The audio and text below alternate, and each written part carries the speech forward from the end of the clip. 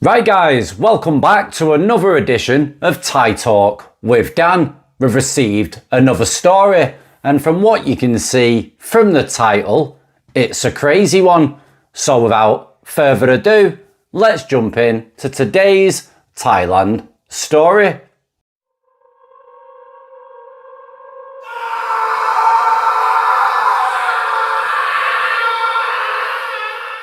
Hi Dan.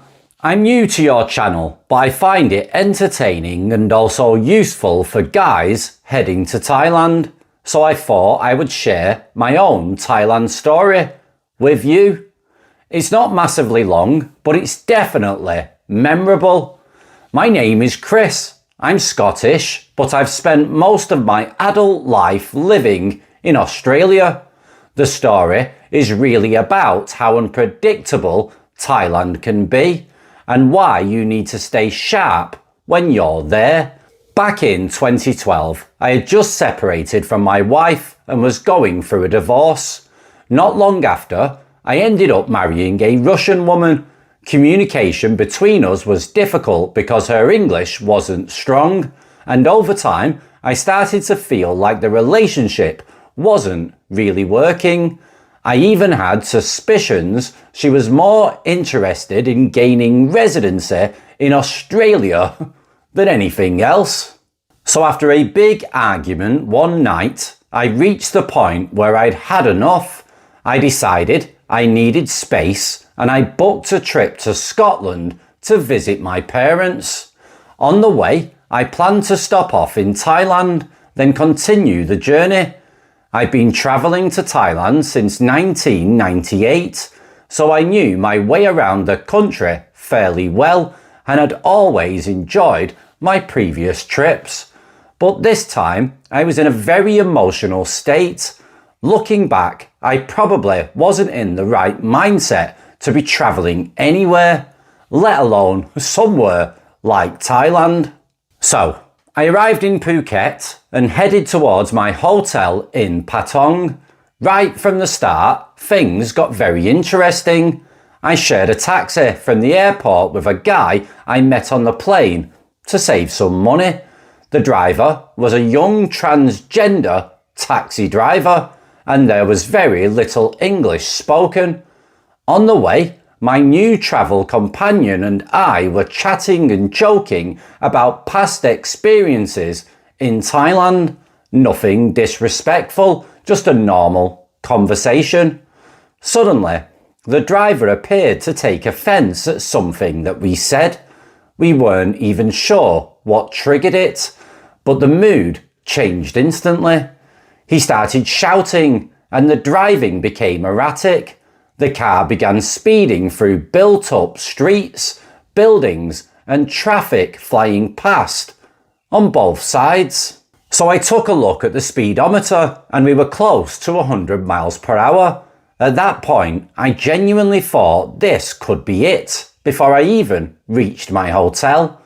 My friend and I tried to calm him down and told him to slow down, but things escalated further as we approached a roundabout. My friend quickly grabbed the steering wheel and managed to prevent us from going straight into it. It was a very close call.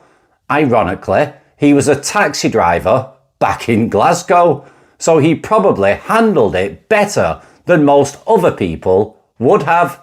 After that moment, the driver finally slowed down.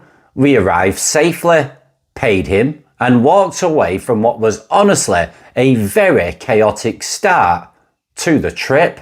Now my friend even suggested that we confront him, but I told him that would just make things much worse. So we left it there. That really set the tone for the rest of the holiday. Now after that experience, I needed a drink and a proper reset. I checked into my hotel, had a shower, changed and headed straight out. Within minutes of walking down the street towards Bangla Road, I was approached by several massage girls. Welcome to Patong.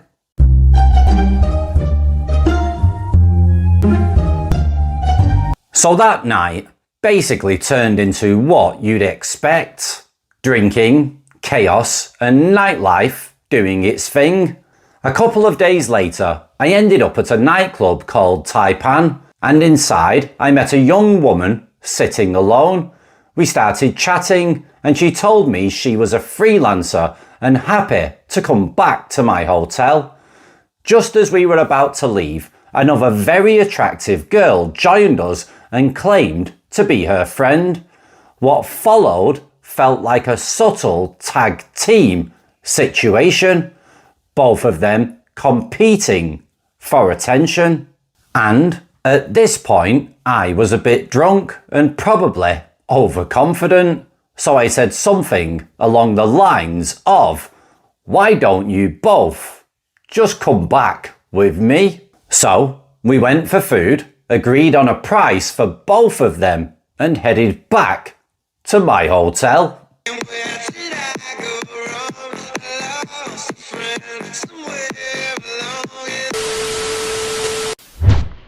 Now, my hotel wasn't guest friendly and charged extra for visitors. I decided to sneak them in anyway. That was mistake number one. I managed to get them in without issue, even climbing over a balcony walkway to avoid attention. Looking back, not exactly my finest moment. Once inside, I started drinking again and didn't properly secure my valuables. That was mistake number two. So, at some point, I blacked out. I woke up the next afternoon with a heavy hangover and the sound of people by the hotel pool outside. The room was empty, the girls were gone, and so was a significant amount of cash from my safe. Around 5,000 Australian dollars in mixed currency. And I later realised I had likely been drugged while I was not paying attention. Now, I did consider going to the police, but I quickly realised the situation was not straightforward. The girls weren't officially registered with the hotel, so there was no proper ID record. Even if I reported it, the cash was already gone, and there was a strong chance they had left the area. In the end, I accepted it for what it was, a very expensive lesson. Stupid is stupid does, Miss Blue. I guess. Now, before leaving Thailand, I stopped back in Patong and later saw the same two women again in Taipan nightclub. They were sitting with another unsuspecting foreigner. I confronted them and warned him about what had happened to me. Security stepped in quickly and told me to calm down. The girls acted completely innocent, which was almost more frustrating than the situation itself. So at that point, I realised there was nothing I could do. I had been careless and I paid the price. That experience taught me a very hard lesson about staying alert, especially in party areas where things move fast and not everyone has good intentions. Thailand is an amazing place, but it also requires awareness and common sense, especially when alcohol and nightlife are involved. So I chalked it up to experience, but it's one that I'll never forget. Hope you all enjoyed the story, and it's true.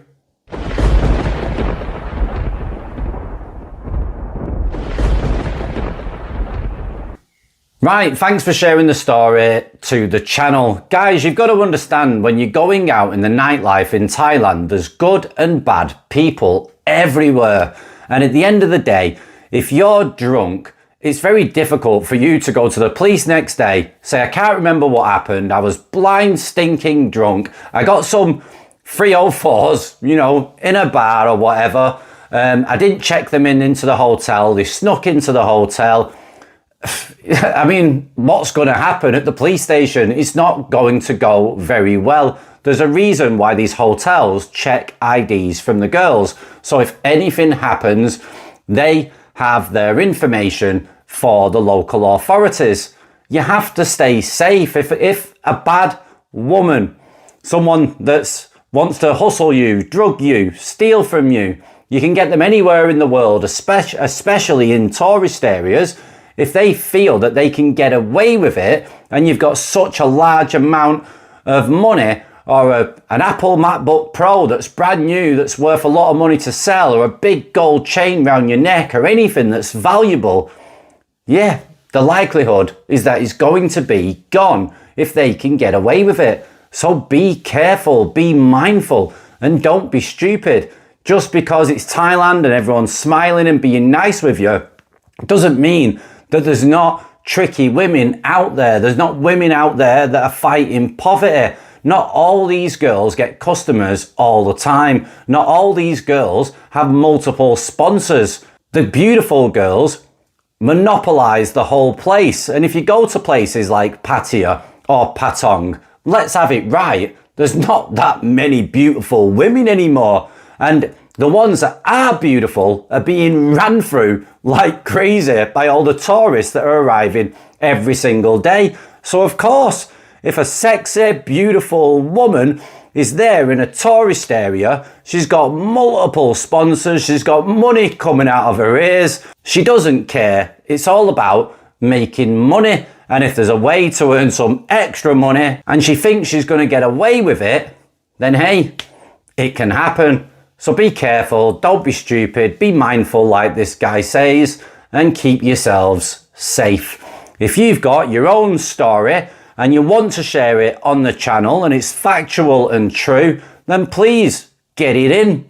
Get your emails sent in to thaitalkwithdan@gmail.com and we'll share them on the channel. Now guys, I've been incredibly busy on my other channel, Thai Talk with Dan Unleashed. It's doing really well. It's only been running properly. I think today is day 4. We've got over 770 new subscribers to the channel and I'm getting really good feedback with it. It's educational content, all Thailand related. And today I've shared 3 videos on the channel. The hidden class system in Thailand. Thailand's tourism is changing. I'm going into depth in these videos. And I've also gone deeper down the rituals, the curses, the love charms, these things that, yeah, back in the West, a lot of us don't believe in them. Some do. Some believe that they've seen things that they can't explain.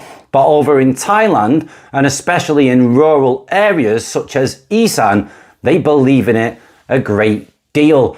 So there's a lot of varying subjects I'm going to educate people on. Some people might know about it, but I can guarantee a lot of people don't know about the stuff that I'm going to go really deep into. So if you haven't checked the channel out yet, please go and check it out. The link is down below in the pinned comment. Apart from that, guys, I'm keeping myself busy. I'm doing the best that I can, and hopefully, fingers crossed, it's not going to take too long to be reunited with my son. That's the aim of the game. Take care of yourselves, and ciao for now. Bye bye.